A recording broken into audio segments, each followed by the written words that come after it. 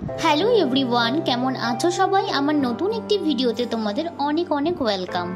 আজ আমি তোমাদের সাথে শেয়ার করব চিংড়ি মাছ দিয়ে বাঁধাকপির ঘন্টর রেসিপি।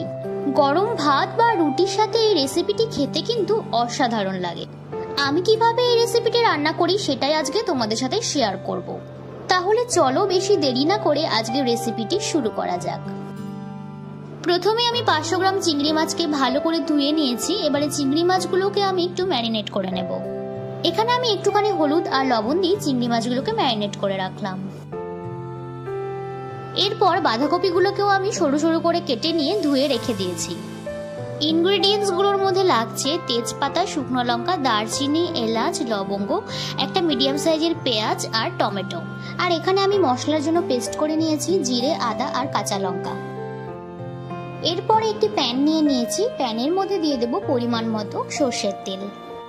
তেলটা গরম হয়ে আসলে চিংড়ি মাছগুলোকে দিয়ে কিছুক্ষণ ভালো করে ভেজে নেব।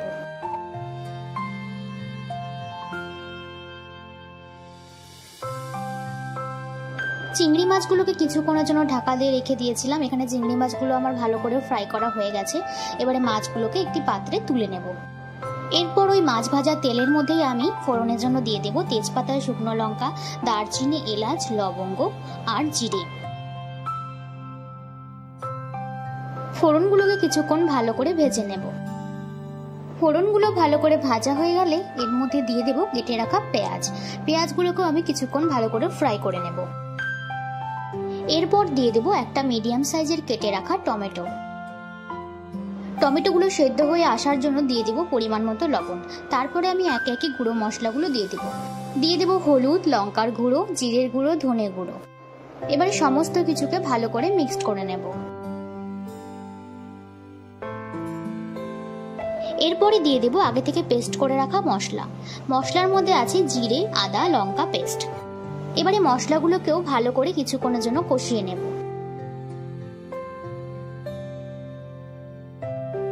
মশলাগুলোকে আমি ভালো করে কষিয়ে নিয়েছি। এবারে দিয়ে দেব আগে থেকে কেটে রাখা বাঁধাকপিগুলোকে।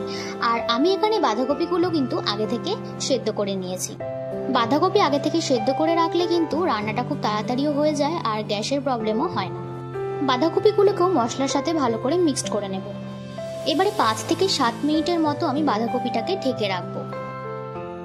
5 থেকে 7 মিনিট পর ঢাকনাটা খুলেই দেখতে পাচ্ছি বাঁধাকপিটা খুব ভালো মতো সেদ্ধ হয়ে গেছে।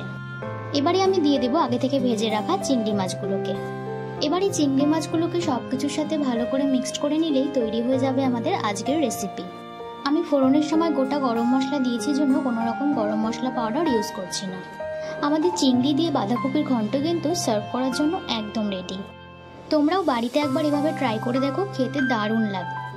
আজকের রেসিপিটি তোমাদের কেমন লাগলো অবশ্যই আমাকে কমেন্ট করে জানিও আর বন্ধুদের সাথে ভিডিওটি শেয়ার করে দিও। তোমাদের সাথে আবার দেখা হবে নেক্সট ভিডিওতে। ততক্ষণের জন্য সবাই ভালো থেকো, সুস্থ থেকো।